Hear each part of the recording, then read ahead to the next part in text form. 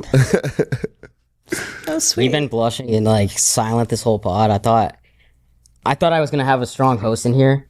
Okay, And I she's don't being know. all, I don't like- have When like. was the last time you were on the pod? I don't have maybe She's a month the ago. frequent. I don't have good ball knowledge. I don't know what you want me to add.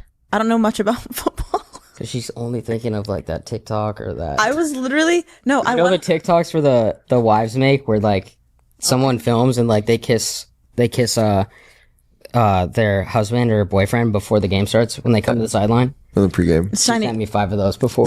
It's like, you think this would be a good look for me? I was like, yeah, hell yeah. didn't send shit. No, I went on. Max Crosby asked me to go on his podcast, and I told him I was like, bro, I do not have good football knowledge. Like, if you want me to go on there and like talk football, he was like, no, it's fine. Like, I really don't have football knowledge. He brought you up.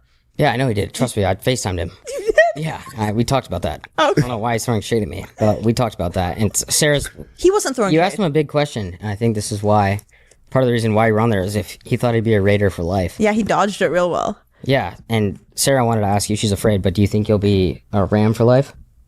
I did. Does that kind of stuff cross your mind when you're this early in your career? I would love to. I'm like, as long as Coach McVay's here, I'm like, I love LA. I'm like, our team, like, yeah, I don't want to leave. I'm like, this is the organization that believed in me. I'm like, I want to make LA home. Yeah. I feel like you fit LA really well too. Why? Because you live here? Like, No, this has nothing to do with me. Like, it's a good time. LA's a fun time. It is. And you like to have fun, and it's a fun city. Yeah, it's awesome. There's always so much going on. I'm like, yeah. Yeah. No, I it's met great. Leonardo DiCaprio at this dinner. I'm like, I can't believe. I'm like, I told my mom when I FaceTimed my mom after that, and she's like, wait, what do you mean? I was like, I was at one table, and then I'm like, and he was at the table like right behind us, but we were all at like the same dinner. Like, Yeah. we were like, my I'm boy like, Leo. It's absolutely unreal. I'm like, yeah. What do you think has changed the most for you? Because when you were about to get drafted, when I'd met you, we met in Miami, and then I'd see you multiple times at the Red Rock. You'd be with Dana Jr. going to UFC, whatever. And the projection for you being a 5th round pick, obviously the expectation isn't as high. And then you come out here, you start balling, you make a name for yourself. You made a name for yourself, I feel like, pretty quick. Where people were like, holy shit, like Puka Nacua is the real deal. And you became the number 1 target.